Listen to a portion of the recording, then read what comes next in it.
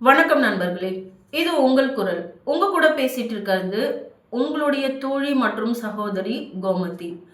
முதல்ல நம்ம சேனலுக்கும் எனக்கும் சப்போர்ட் பண்ற உங்க எல்லாருக்குமே மிகப்பெரிய நன்றிகள். ஏன்னா, நான் இத எப்பவுமே சொல்லிக்கிட்டே இருக்கணும் நண்பர்களே. ஒரு கமெண்ட் வராதான்னு எதிர்பார்த்த எனக்கு, ஓராயிரம் கமெண்ட்ட குடுக்குற பிரபஞ்சத்துக்கும் உங்களுக்கும் நான் நன்றி உணர்வோட இருப்பேன். என்னுடைய நன்றிய நான் இப்படி வீடியோக்கள் மூலமா தான் உங்களுக்கு தெரிவிச்சுட்டு இருக்கணும்னு ஆசைப்படுறேன். என்னோட வீடியோ கண்டிப்பா உங்களுடைய வாழ்க்கையில பெரிய மாற்றத்த குடுக்கும். உங்களோட வாழ்க்கையில எவ்ளோ கஷ்டங்கள் இருந்தாலும், அந்த கஷ்டங்கள் எல்லாம் ஒண்ணுமே இல்ல அப்படின்னு தோன்ற அளவுக்கு கண்டிப்பா என்னுடைய வார்த்தைகள் உங்களுக்கு நம்பிக்கை குடுக்கும். நான் குடுக்குற வார்த்தைகள் என்னுடைய வார்த்தைகள் அல்ல. பிரபஞ்ச பேராற்றலே குடுப்பதா உணர ஆரம்பிச்சுக்கோங்க. கண்டிப்பா உங்களுக்கு நெறைய நல்ல விஷயங்கள் நடக்க ஆரம்பிக்கும். இந்த வீடியோல நாம என்ன பார்க்க போறோம் அப்படின்னா, கர்மா அப்படின்ற ஒரு விஷயத்த பத்தி பார்க்க போறோம். இந்த ஒரு தலைப்ப நான் எதுக்கு எடுத்தேன் அப்படின்னா, இத பத்தி பேச சொல்லி ஒவ்வொரு வீடியோலயும் ஒரு சகோதரி அவர்கள் எனக்கு கமெண்ட் பண்ணுவாங்க. அவங்களோட பேர் சொல்லலாமா என்னன்னு தெரியல. பரவால்ல. நான் அடுத்த தடவ அவங்க கிட்ட கேட்டுட்டு அவங்களோட பேர சொல்றேன். இப்போ அவங்களுக்காகன்னு இல்ல, நான் நம்மளுடைய தோழிகளுடைய மனசுல இருக்கிற விஷயமும் அதுதான். நான் நல்ல விஷயங்கள தான் பண்றேன். எனக்கு மட்டும் கெடுதலான விஷயம் நடக்குது. நெறைய பேர் வந்து கெடுதல் தான் செய்றாங்க. கடவுள் உண்மையாவே இருக்காரா? கெடுதல் செய்றவங்கலாம் ஏன் இன்னும் வச்சிருக்காரா? அப்போ உண்மையாவே கர்மான்ற ஒரு விஷயம் இருக்கா? இல்லையா? அப்படின்ற ஒரு சந்தேகம் தோன்றும்.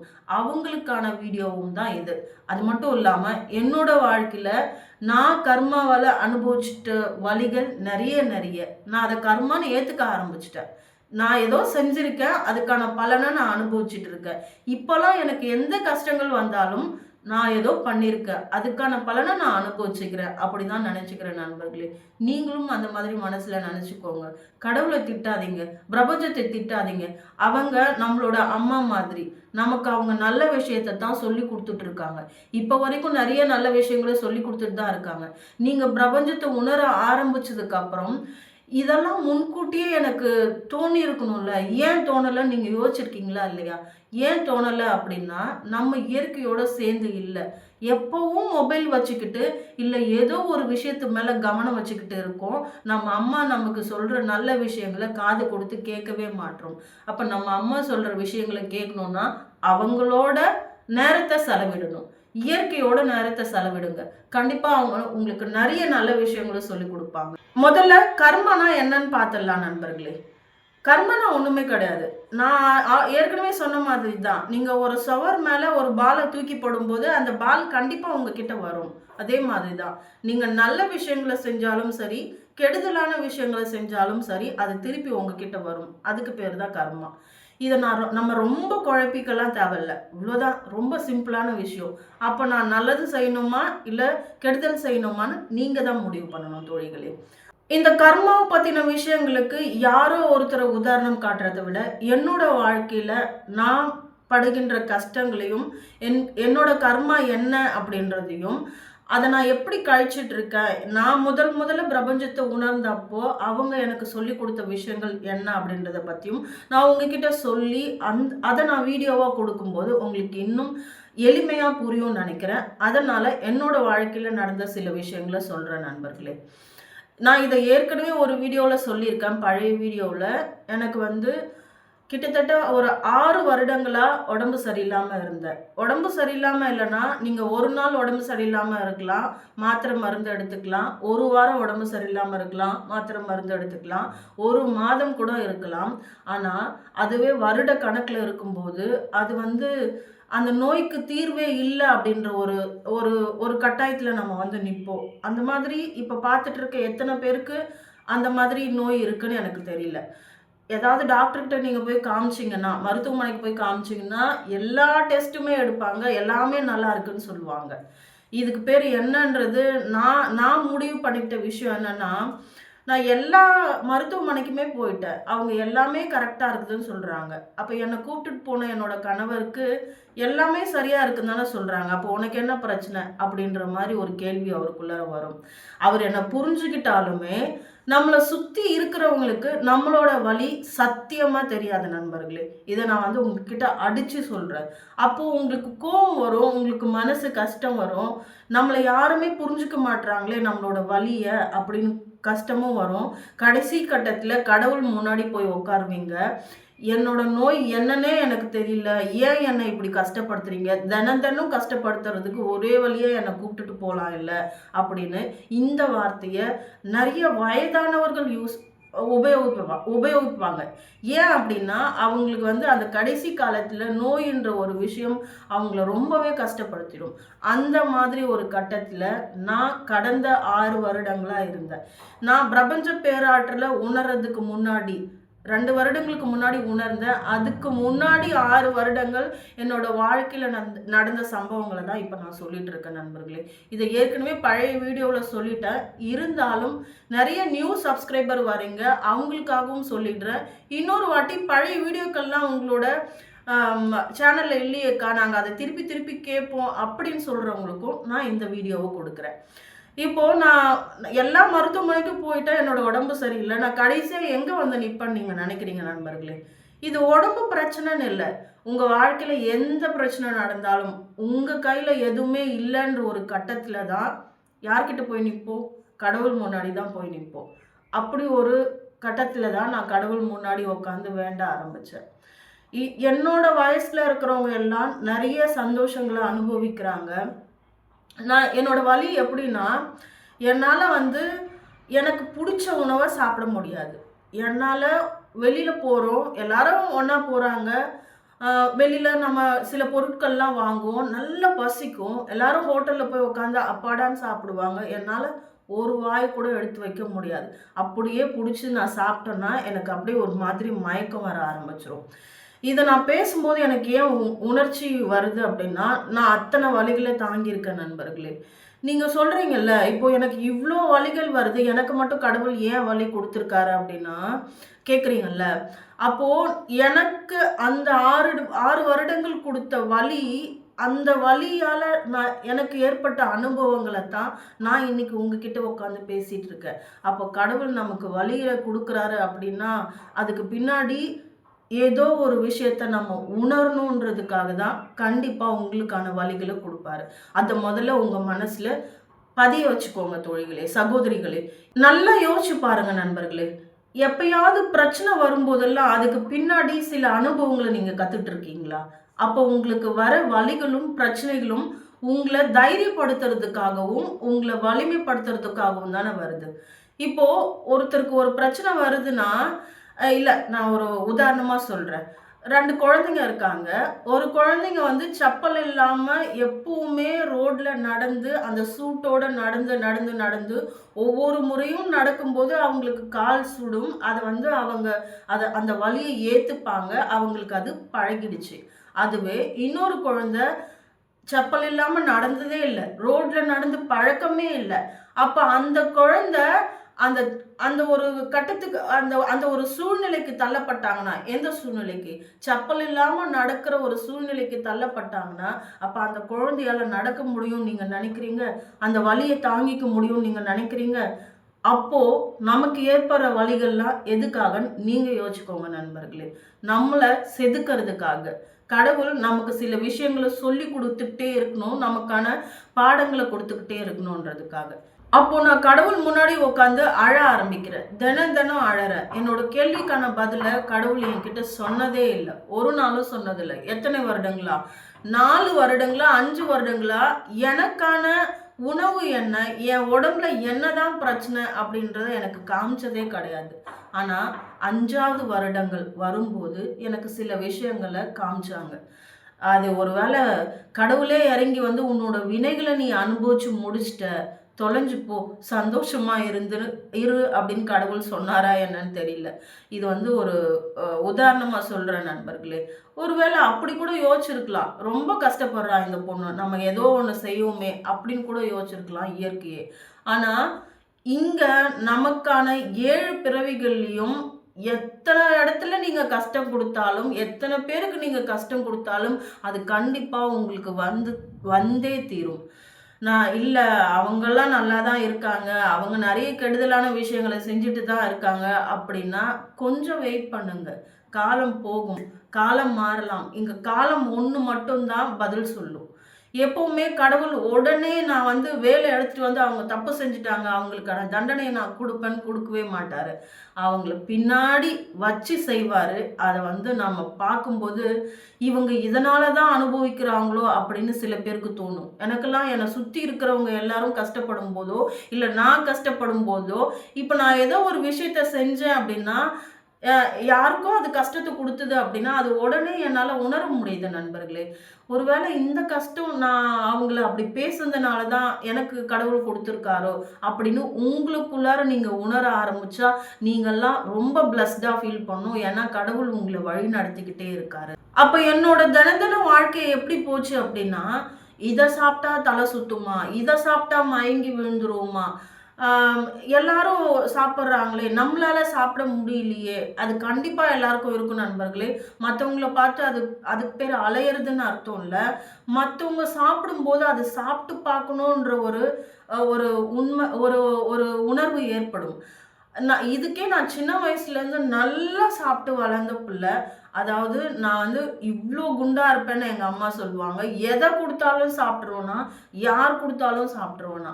அப்போ நான் எந்த அளவுக்கு அந்த உணவ ரசிச்சு, ருசிச்சு சாப்பிட்டுருந்தா, ஒரு கட்டத்தில என்னால அதில சாப்பிடவே முடியல. என்னோட வாழ்க்கையே வாழ முடியல. எனக்கே தெரியாம ஏதோ எனக்கு ஒத்துக்காத உணவ சாப்பிட்டா, என்னோட உடம்புல என்ன மாற்றங்கள் நடக்குதுன்னு எனக்கே தெரியாது. அந்த அளவுக்கு உடம்ப போட்டு வாட்டி எடுத்துரும். உடம்பெல்லாம் பயங்கர வலியா இருக்கும். தினம் வாழ்க்கைய நான் என் பசங்கள வளர்த்துக்கிட்டே இப்போ வயதான காலத்துல இந்த மாதிரி சில உடம்பு சரியில்லாத தன்மை வரும். அவங்க படுத்து படுக்கையா இருப்பாங்க. அவங்களுக்கு யாரோ சாப்பாடு குடுப்பாங்க. அவங்க வீட்ல இருக்கவங்க. சாப்பிட்டுட்டு படுத்துட்டு இருப்பாங்க. ஆனா, நம்மள மாதிரியான ஆட்களுக்கு நமக்குன்னு நெறைய வேலைகள் இருக்கும். நம்ம பிள்ளைகள வளர்த்து ஆளாக்க வேண்டும். நம்மள நம்பி அவங்க பொறந்திருக்காங்க. அவங்கள பார்த்துக்க வேண்டியது நம்மளுடைய கடமை. ஆனா, அந்த சமயத்துல எனக்கு உடம்பு சரியில்லாத அப்போ நான் பட்ட வலிகள் ஏராளம் ஏராளம் தோழிகளே. அத இப்பவும் யோசிச்சு பார்த்தா என்னோட கண்கள்ல தண்ணி தான் வரும். இப்பவும் நான் யோசிச்சு பார்த்து என்னப்பன் முருகப்பெருமானுக்கு நன்றிய தவிர என்னால வேற எதுவுமே சமர்ப்பிக்க முடியாது. அந்த அளவுக்கு நன்றிய சொல்லிட்டே இருப்பேன். அப்போ நம்ம என்ன பண்ணி கர்மாவ கழிக்கலான்றது தான் இப்போ நான் பார்க்க போறோம். இப்போ இப்படி இருந்த என்ன இப்படி கொண்டு நிறுத்தி எனக்காக ஒரு சேனலையும் குடுத்து, உன்னுடைய கர்மாவ இதன் மூலமா கழிச்சுக்கோ அப்படின்னு சொல்லியிருக்காருன்னா, அப்போ நான் எந்த அளவுக்கு உணர்வுபூர்வமா உணரணும். உண்மையாவே சொல்றேன் தோழிகளே. இன்னைய வரைக்கும் இந்த சேனல்ல இருந்து எனக்கு ஒரு பைசா கூட வரல. ஆனா, நான் வீடியோ தொடர்ந்து என்னால முடிஞ்ச வரைக்கும் எனக்கு டைம் கிடைக்கும்போது, நல்ல விஷயங்கள மத்தவங்களுக்கு சொல்லிக்கிட்டே இருக்கணும். அதுவும் என்ன மாதிரி கஷ்டப்படுற தோழிகள், சகோதரிகள்.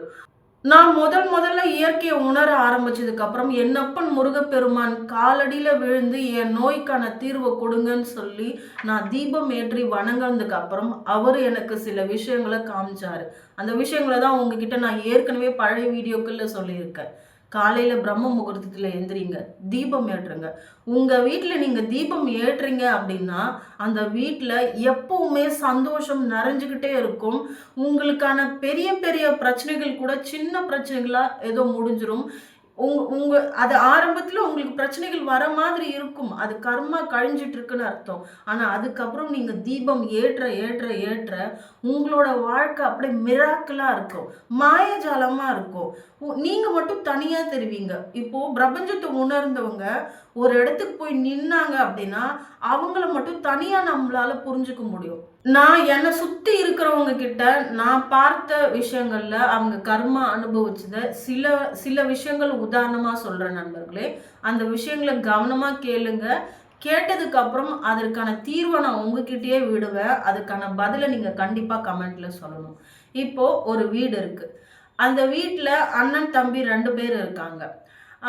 அண்ணனுக்கு கல்யாணம் ஆயிடுச்சு. அவங்களோட மனைவி வந்துட்டாங்க.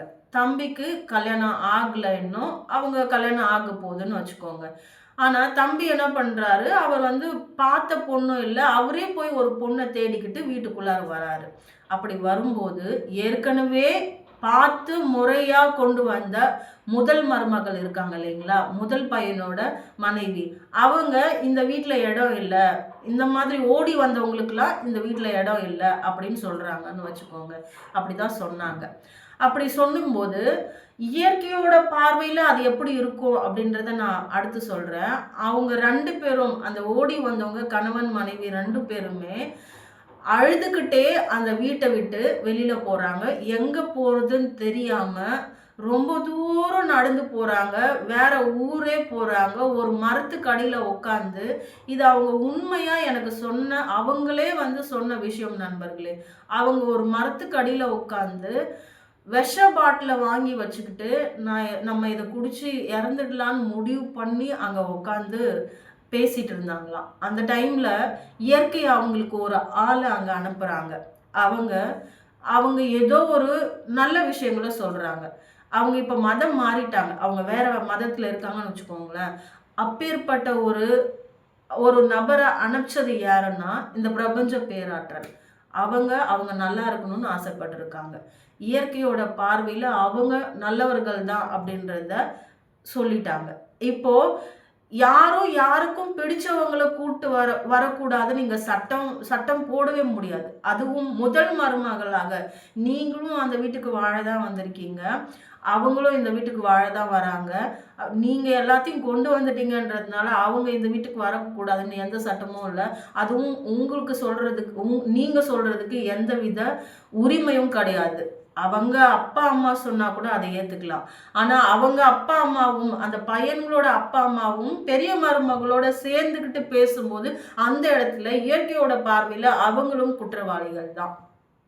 ஸோ இவங்களோட வாழ்க்கை இப்படி போகுது. காலங்கள் மாறுது, காட்சிகள் மாறுது, எல்லாமே மாறும் நண்பர்களே. உடனே யாருக்குமே தண்டனை கிடைக்காது. இவங்க பசங்க வளர்றாங்க, அவங்க பசங்க வளர்றாங்க. இவங்க பசங்க வளர்ந்துட்டு இருக்கும் போதே ஒவ்வொருத்தருக்கா பிரச்சனை. ஒருத்தர் ரோட்ல போயிட்டு ஆக்சிடென்ட் ஆகி அவரு ஒரு கை இல்லாம இருக்காரு. ஒருத்தவங்க ஒருத்தவங்க ஒரு ஒரு 2 பொண்ணுங்க கல்யாணம் பண்ணி கொடுத்து அவங்களோட வாழ்க்கை வறுமை தான். ரொம்ப பெரிய ஆளுங்க அப்படிலாம் இல்ல. அப்போ இவங்க அன்னைக்கு பெரிய ஆளா இருந்துட்டு நான் எல்லாத்தையும் கொண்டு வந்துட்டேன் அப்படின்னு சொல்லி இவங்கள வெளியில அனுப்பிச்சவங்க அவங்களோட வாழ்க்கை மொத்தமும் சரிவை நோக்கி தான் போச்சு. அவங்கள அவங்கள எதிர்த்து பேசாத கணவருக்கோ இல்ல மாமனார் மாமியாருக்கோ அவங்களுக்கும் சேர்ந்த தண்டனை இயற்கையோட பார்வையில கிடைக்க தான் செய்யும். ஏன்னா அவங்க அந்த இடத்துல எதிர்த்து பேசணும், தர்மத்தை பத்தி பேசணும். தர்மன்ற ஒரு விஷயம் என்னன்னா, நீ எப்படி இந்த வீட்டுக்கு வந்திருக்கியோ அவங்களும் அவங்க வீட்டுக்கு வந்திருக்காங்க அப்படின்னு சொல்லி அந்த இடத்துல எதிர்த்து அவங்க மனைவி ஒரு ஒரு அடியோ இல்ல மாமனார் மாமியார் நீயும் வெளியில போ அப்படின்னு சொல்லி ஒரு வார்த்தையோ அவங்க பக்கம் சப்போர்ட் பண்ணி பேசியிருந்தாங்கன்னா இயற்கையோட பார்வையில அவங்க குற்றவாளிகளே இல்லை. ஆனா அவங்களும் சேர்ந்து இவங்களோட தப்பு செய்யும் போது அவங்களுக்கான தண்டனையை அவங்க அனுபவிச்சாங்க, இன்னமும் அனுபவிச்சுட்டு தான் இருக்காங்க. வயிற்று பசி, சாப்பாடு போடுறதுக்கு ஆள் இல்லை, அவங்கவுங்க பசங்க வளர்ந்தாங்க, அவங்கவுங்களுடைய வாழ்க்கைய வாழ ஆரம்பிச்சிட்டாங்க. இன்னைக்கு எந்த வீட்டுல இருக்கக்கூடாதுன்னு சொல்லி ஒருத்தர் அனுப்பிச்சு வச்சாங்களோ அதே வீட்டுல அவங்களால இருக்க முடியல. அந்த வீடு கட்டவும் இல்லை, பழைய வீடு இடிஞ்சிருக்கு, ஒழுகு, மழை வருது. இப்ப இருக்க இடம் இல்லாம அவங்க பொண்ணு வீட்டுக்கு போய் தங்கி இருக்காங்க. இதுதான் நிலைமை நண்பர்களே. அப்போ விஷம் குடிக்கணும்னு ஒருத்தவங்க போனாங்க இல்லைங்களா, தம்பியும் தம்பி ஒய்ஃபும். அவங்க போனாங்க, அவங்களோட வாழ்க்கையை பார்த்தாங்க, அவங்க கடவுளை நம்ப ஆரம்பிச்சாங்க.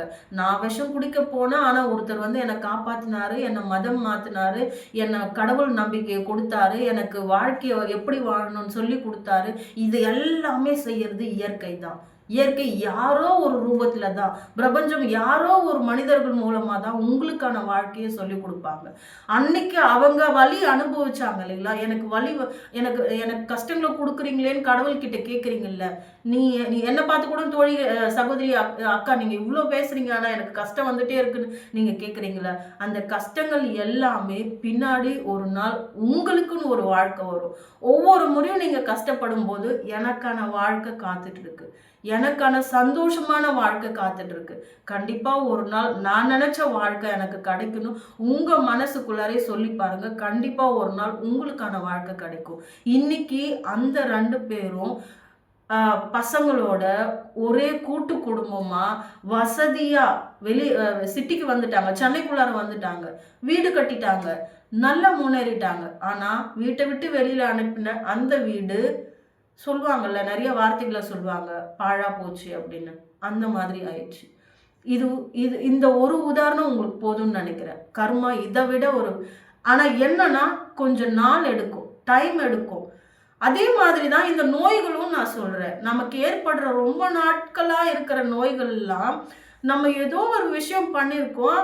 அப்போ அது நடக்குது அப்படின்னா அதுக்கேற்ற நல்ல விஷயங்களை நீங்க செய்ய ஆரம்பிச்சா உங்ககிட்ட இருக்கிற பிரச்சனைகள் எல்லாமே போக ஆரம்பிச்சிடும். தோழிகளே, சகோதரிகளே, இது சத்தியமான உண்மை.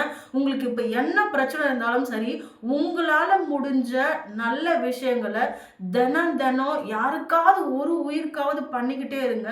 அவங்கள சந்தோஷப்படுத்திக்கிட்டே இருங்க. இயற்கை உங்களுக்கான கர்ம வினையை கடகட கட கடன்னு கழிக்க வைப்பாங்க, கஷ்டங்களை கொடுப்பாங்க. ஆனா நீங்க தாங்குற மாதிரியான கஷ்டங்களை தான் கொடுப்பாங்க.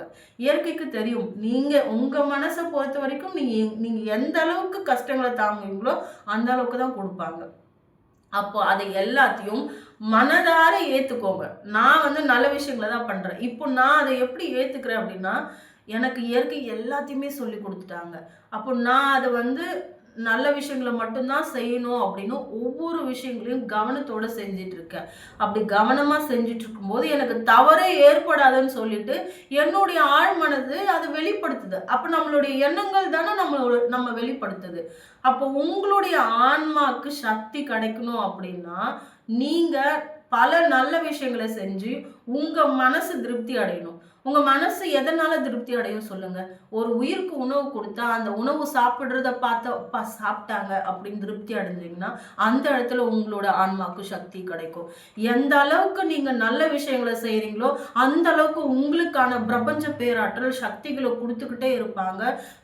மாயாஜாலமா வாழ்க்கை நடக்கும். நீங்க ஒரு இடத்துல போய் நின்னாங்கன்னா கையெடுத்து கும்பிடுவாங்க. அது இவ்வளோ நாளா இல்லாத ஒரு விஷயம் பண்ணுவாங்க. நீங்க பிரபஞ்சத்தை உணர ஆரம்பிச்சதுக்கு அப்புறம் உங்களுக்கு ஒரு முன்னுரிமை கொடுக்குற மாதிரி இருக்கும். இவ்வளோ நாளா என்னை யாருமே மதிக்காதவங்கலாம் இப்போ என்கிட்ட தேடி வந்து பேசுறாங்க அப்படின்னு நீங்க யோசிக்கிற மாதிரி இருக்கும். அந்த அளவுக்கு பிரபஞ்சம் உங்களை தாங்கி பிடிப்பாங்க. உங்களுக்கு நிறைய நல்ல விஷயங்களை சுத்தி சுத்தி சொல்லிக்கிட்டே இருப்பாங்க. இப்போ இந்த கர்மாவை பத்தி நீ பேசும்போது என்னோட வாழ்க்கையில 6 வருடங்களா நான் பட்ட வலிகளுக்கு காரணம் என்ன அப்படின்னா, நீ இந்த வலிகளெல்லாம் படும்போது தான் உனக்கு கடவுளை உணரக்கூடிய ஒரு தருணம் வரும். கடவுளை உணர்ந்தாதான் இந்த மாதிரி ஒரு சேனலை நீ ஆரம்பிப்ப, நிறைய நல்ல விஷயங்களை பண்ணுவ அப்படின்றதுக்காக. ஒருவேளை இதுக்காக தான் எனக்கு கடவுள் அவ்வளோ கஷ்டங்களை கொடுத்தாரோ இப்போ யோசிக்க தோணுதில்லை நண்பர்களே. அதே மாதிரி தான் உங்க வாழ்க்கையிலையும் இதுக்காக தான் இந்த கஷ்டங்களை கொடுத்தாரோ அப்படின்னு நீங்க யோசிக்க ஆரம்பிச்சிட்டா உங்க வாழ்க்கை கண்டிப்பா உங்களுக்கு தெளிவா புரிய ஆரம்பிக்கும். உங்களுக்கு ஏற்படுற ஒவ்வொரு கஷ்டங்களுக்கும் பின்னாடி சில விஷயங்களை இயற்கையே நமக்கு சொல்லி கொடுத்துட்டே இருப்பாங்க. நீ அவங்கள அவ்வளோ கிண்டல் பண்ணல, இப்போ உனக்கு பாத்தியா, உன் வீட்லயே இவ்வளோ பிரச்சனை வந்துச்சு பாத்தியா அப்படின்னு அடிக்கடி இயற்கை சொல்லிக்கிட்டே தான் இருப்பாங்க. இப்போ இதெல்லாம் பண்ணலாம், இதெல்லாம் பண்ணக்கூடாதுன்னு நான் ஏன் சொல்றேன் அப்படின்னா உங்ககிட்ட, இதெல்லாம் நான் செஞ்சுட்டு இருந்தேன். எனக்கு இயற்கையை நான் உணர ஆரம்பிச்ச உடனே அந்த கட்டத்துல எனக்கு மற்றவங்களுக்கு உணவு கொடுக்கணும். அதுவும் வாயில்லாத ஜீவன்களுக்கு உணவு கொடுக்கறதுனா ரொம்பவே நல்லதுன்னு சொல்லிட்டு அது என்னுடைய உள்ளுணர்வா என் அப்பன் முருகப்பெருமான் எனக்கு உணர்த்திக்கிட்டே இருந்தாரு. அப்போ வெளியில தெரு நாய்களுக்கு நான் சாப்பாடு கொடுக்க ஆரம்பிச்சேன். அப்போ அந்த மாதிரி கொடுத்துட்டு இருக்கும்போது ஒரு ஒரு நாய் குட்டி போட்டிருக்கு. அந்த குட்டியோட சேர்ந்து ரோட்ல நடந்து நடந்து ஓடி வருவாங்க. ஒவ்வொரு இடத்துலயும் போய் சாப்பாடு தேடும்போது, அவங்களுக்கான உணவு நான் கொடுக்கும்போது, அந்த இடத்துல இயற்கை என்ன ஆசீர்வாதம் பண்றாங்க.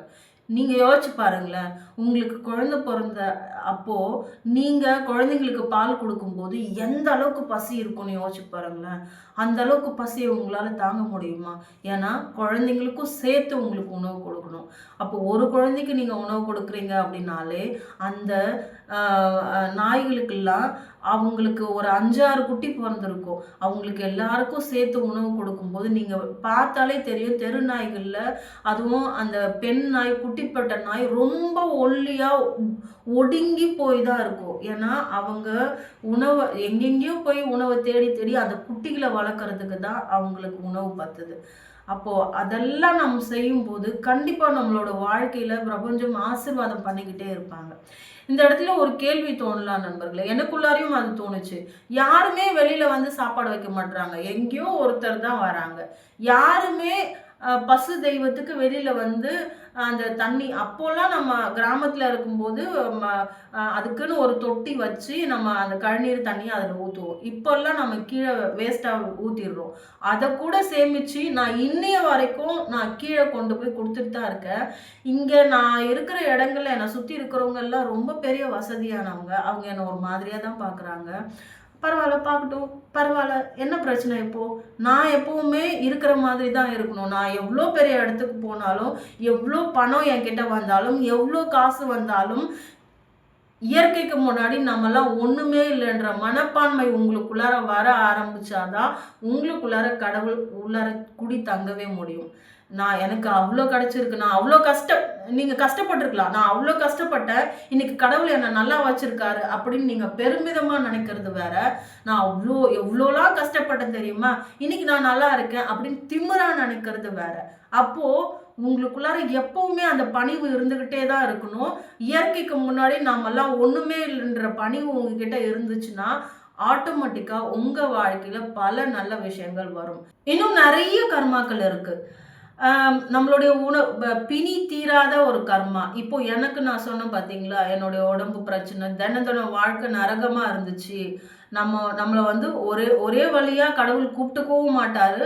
ஆனா, இங்க சந்தோஷமாவும் வாழ விட மாட்டாரு. அப்ப அது ஏதோ ஒரு தண்டனைய அனுபவிக்கணும்னு எனக்கு சொல்லியிருக்காரு அப்படின்னா, அந்த தண்டனைய நான் அனுபவிச்சுட்டு இருக்கேன். என்னுடைய கர்மா கழிஞ்சிட்டு இருக்கு. நான் செய்த செயலுக்கான தண்டனைய நான் அனுபவிக்கிறேன் அப்படின்னாலே, என்னுடைய கர்மா கழிஞ்சிட்டு இருக்குன்னு உங்க மனசுல ஏத்துக்கோங்க. 2வதா வேற எந்த வழிகள்ல கர்மா வரும் அப்படின்னா, மற்றவர்களோட சொத்துக்கள அனுபவிப்பதோ, இல்ல மற்றவர்களோட உடைமைகளோ, மற்றவர்களுக்கு சார்ந்த விஷயத்த நீங்க புடுங்கி, எனக்கு வேணும். நானே இந்த உலகத்துல 1000 வருஷம் வாழப் போறேன். எனக்கு மட்டுமே வேணும் அப்படின்னு வாங்கி வச்சுக்கிறோம் இல்லைங்களா? இன்னைக்கு படுத்து தூங்கினா, காலையில நாமெல்லாம் உயிரோட எந்திரிப்போமா என்னன்னே நமக்கு தெரியாது. எதுக்காக நம்ம இவ்ளோ ஆசைப்படுறோம்? இது வந்து பிரபஞ்சத்த உணர்ந்தவங்களால கண்டிப்பா இந்த செயல்கள செய்யவே முடியாது. ஏதோ அவங்களுடைய கெட்ட நேரம் இந்த விஷயத்த அவங்க செய்றாங்க. அப்ப இந்த மாதிரி செயல்கள்ல தயவு செஞ்சு ஈடுபடாதீங்க நண்பர்களே. உங்களுக்கு கிடைக்கக்கூடிய விஷயத்த கண்டிப்பா இயற்கையோட பார்வையில நீங்க எதுவுமே உங்களுக்காக வாதாடலனாலும் பரவால்ல. ஏதோ ஒரு விதத்துல உங்களுக்கு கிடைக்கக்கூடிய விஷயம் சேர்ந்தே தீரும். ஏன்னா அவங்க ஏமாத்திட்டாங்க. என் பொருள அவங்க புடுங்கிட்டாங்க. அவங்க இந்த மாரி என்ன நம்பிக்கை துரோகம் பண்ணிட்டாங்க அப்படின்னா, அப்போ இயற்கை விட்டுருவாங்க. அவங்க பண்ணதோட செயல்கள செய்யட்டும்னு விட்டுருவாங்க. அதுக்கப்புறம் உங்களுக்கு குடுக்க வேண்டிய விஷயத்த இயற்கை உங்களுடைய பிள்ளைகள் மூலமாகவோ, உங்களுக்கு வரக்கூடிய கணவர் மூலமாகவோ, இல்ல உங்க உங்க வரக்கூடிய மனைவி மூலமாகவோ, இல்ல மருமகள் மூலமா யாரோ ஒரு ரூபத்துல உங்களுக்கு கிடைக்கக்கூடிய சொத்துக்களோ, இல்ல உங்களுக்கு கிடைக்கக்கூடிய பணமோ கண்டிப்பா வந்து சேரும். அதுக்காக அவங்க ஏமாத்திட்டாங்கன்றதுனால நம்ம வாழ்க்கையே போயிடும்னு நம்ம நினைக்கவே வேண்டாம் நண்பர்களே. பணமும் அப்படிதான். நீங்க செலவு செய்ய செய்ய நிறைய நல்ல விஷயங்களை செய்ய செய்ய ஏதோ ஒரு ரூபத்துல அது கண்டிப்பா பணம் வரும். இது நல்ல கர்மா. அப்போ நீங்க நல்ல விஷயங்களை செஞ்சா உங்களை நோக்கி ஏதோ ஒரு ரூபத்துல பல நல்ல விஷயங்கள் வந்தே தீரும். அது நல்ல கர்மா. நீங்க கெடுதலான விஷயங்கள் செஞ்சா அப்போதைக்கு அந்த பிரச்சனைய பிரபஞ்சம் இயற்கை உங்களுக்கு கஷ்டங்களை கொடுக்கலனாலும் பின்னாடி நல்லா வச்சு செய்வாங்க. யாரோ ஒரு ரூபத்துல ஏதோ ஒரு பிரச்சனைகள் மூலமாக உங்களுக்கு கண்டிப்பா பிரச்சனைகள் வந்தே தீரும். அது கெட்ட கர்மா. இப்ப கர்மாவை பத்தி புரிஞ்சுக்கிட்டீங்களா சகோதரிகளே? கண்டிப்பா கடவுள் இருக்காருன்றது உங்களுக்கு தோணுதா? உங்கள சுத்தி இருக்கிறவங்க இந்த நிமிஷத்துல யோசிச்சு பாருங்க. உங்கள சுத்தி யாராவது கஷ்டப்படுறாங்களா? இல்ல உங்களையே கூட எடுத்துக்கோங்க. நீங்க படுற கஷ்டங்களுக்கான காரணம் என்னன்னு யோசிக்க ஆரம்பிங்க. உங்கள சுத்தி இருக்கிறவங்களுக்கு ஏற்படுற கஷ்டங்களுக்கான காரணம் என்னன்னு யோசிச்சு பாருங்க. அவங்க 10 வருடங்களுக்கு முன்னாடியோ, 5 வருடங்களுக்கு முன்னாடியோ நெறைய செயல்கள செஞ்சிருப்பாங்க. அந்த செயல்களுக்கான பலன தான் அனுபவிக்கிறாங்கன்னு வாய் வார்த்தைகள்லயே உங்க அம்மாவோ, இல்ல அப்பாவோ அவங்கள பத்தி தெரிஞ்சவங்களோ சொல்லியிருப்பாங்க. அதையும் நீங்க நெறைய வாட்டி கேள்விப்பட்டிருப்பீங்க. அப்போ இதுக்கப்புறம் நம்ம என்ன பண்ணணும்? நெறைய நல்ல விஷயங்கள மட்டும் தான் பண்ணணும். நம்மளால முடிஞ்சத செஞ்சுக்கிட்டே இருக்கணும். ஒரே ஒரு நாள் கோவில்கள்ல போய் அன்னதானம் செய்யுங்க நண்பர்களே. அந்த சாப்பாட்ட வாங்கி சாப்பிடும்போது, அவங்களுடைய முகத்த பாருங்க நண்பர்களே. அத முழுமையா உணருங்க. அன்னைக்கு முழுக்க உங்களுக்கு சந்தோஷமா இருக்கும். அடுத்து 1 வாரத்துக்கு ரொம்ப சந்தோஷமா இருக்கும். உங்களுக்கே தெரியாம உங்க மனசுக்குள்ளார ஒரு உள்ளுணர்வா ஒரு சந்தோஷம் வரும் பாருங்க. அந்த சந்தோஷம் தான் உங்களுக்கான மாற்றத்த குடுக்கறதே. இன்னும் நெறைய நல்ல நல்ல வீடியோக்கள நான் குடுத்துக்கிட்டே இருப்பேன் நண்பர்களே. இந்த வீடியோவ இதோட முடிச்சுக்கிறேன். கர்மாவ பத்தி ரொம்ப நாம யோசிக்கவே வேணாம். கெடுதல் செய்றவங்களுக்கு அவங்களுக்கான தண்டனை கிடைச்சே தீரும். நீங்க நல்லது மட்டுமே செய்யுங்க. உங்களுக்கு அவங்க கெடுதலே செஞ்சாலும் பரவால்ல. இது ஒண்ணு மட்டும் மனசுல நெனச்சுக்கோங்க. அவங்களுக்கான தண்டனைய கடவுள் அவங்களுக்கு எப்ப குடுக்கணுமோ, அப்போ தக்க சமயத்துல அவங்களுக்கு குடுப்பாரு. அத நம்ம பார்க்கணும்னு அவசியம் கிடையாது. ஆனா, இயற்கை நம்ம கண்ணு முன்னாடியே காமிப்பாங்க. நம்ம முன்னாடியே அவங்க கஷ்டப்படுறத காமிப்பாங்க. அது வேற விஷயம். ஆனா, நம்ம முன்னாடியே அவங்க கஷ்டப்படணும்னு கடவுள்கிட்ட போய் கேட்கக்கூடாது. ஏன்னா, நாம இயற்கையோட பிள்ளைகள். நல்ல விஷயங்கள மட்டும் தான் நினைக்கணும். இந்த வீடியோ பிடிச்சிருந்துச்சுன்னா, ப்ளீஸ் லைக் பண்ணுங்க நண்பர்களே, தோழிகளே, சகோதரிகளே. ஷேர் பண்ணுங்க. மறக்காம கமெண்ட்டும் பண்ணுங்க. உங்களுடைய கமெண்ட் தான் எனக்கு வீடியோ போடுறதுக்கான ஒரு உந்துதலே. நீங்க ஒவ்வொரு முறையும் கமெண்ட் பண்ணும்போது தான் என் மனசு ஏதோ ஒரு ஏதோ ஒரு ஒரு ஒரு இனம் புரியாத சந்தோஷம். நெறைய நல்ல விஷயங்கள செய்யணும்னு மனசு ரொம்பவே நீங்க இயற்கைய உணர ஆரம்பிச்சுட்டா, நீங்க யோசிச்சு பாருங்க நண்பர்களே. இயற்கைய உணர ஆரம்பிச்சுட்டா, நெறைய நல்ல விஷயங்கள செய்யணும்னு தோணிக்கிட்டே இருக்கும். நம்மளுடைய உள்ளுணர்வு சொல்லிக்கிட்டே இருக்கும். அப்படி வந்துச்சுன்னா, நீங்க உண்மையாவே ரொம்ப பிளெஸ்டா ஃபீல் பண்ணணும். ஏன்னா, இத்தன பேர் இருக்கிற இந்த பிரபஞ்சத்துல, எனக்கு ஒரு வாய்ப்பு குடுத்த கடவுளுக்கு நன்றி சொல்லிக்கிட்டே தான் இருக்கணும். நன்றி, வணக்கம் நண்பர்களே.